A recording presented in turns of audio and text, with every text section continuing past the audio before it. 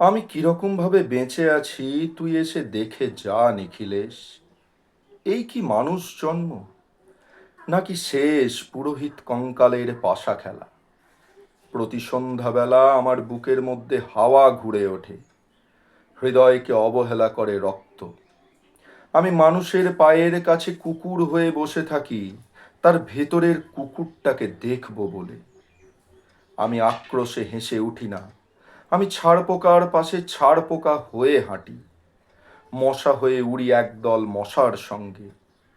খাঁটি অন্ধকারে স্ত্রীলোকের মধ্যে খুব ডুব দিয়ে দেখেছি দেশলাই জেলে। ও গায়ে আমার কোনো ঘর বাড়ি নেই। আমি স্বপ্নের মধ্যে বাবুদের বাড়ির ছেলে সেজে গেছি রঙ্গালয়ে। পরাগের মতো ফু দিয়ে উড়িয়েছি দৃশ্যলোক। ঘামে ছিল না এমন গন্ধক যাতে ক্রোধে জ্বলে উঠতে পারি। নিখিলেশ, তুই একে কি বলবি?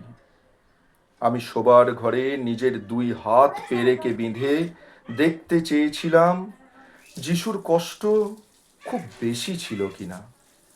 আমি ফুলের পাশে ফুল হয়ে ফুটে দেখেছি তাকে ভালোবাসতে পারি কিনা।